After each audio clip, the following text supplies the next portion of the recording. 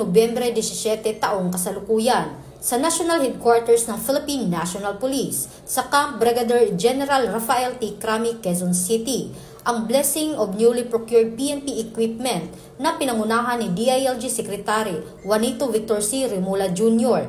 Dinuluhan ito ng PNP Command Group at iba pang unit na makatatanggap ng bagong kagamitan upang higit pang palakasin ang kakayahan ng kapulisan sa pagpapatupad ng batas at pagsiserbisyo sa publiko. Kabilang sa mga binasbasang kagamitan ang mga bagong sasakyan, komunikasyon at tactical equipment at iba pang essential gear na magsisilbing dagdag puwersa sa operasyon ng PNP.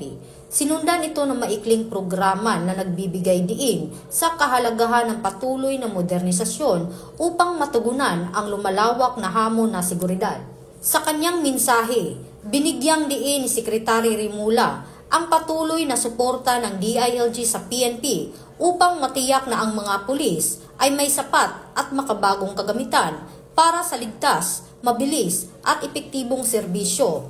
Ang seremonya ay nagsisilbing simbolo ng tuloy-tuloy na pagsisikap ng PNP at DILG na palakasin ang kahandaan at kapasidad ng kapulisan para sa kapayapaan at kaayusan sa bansa.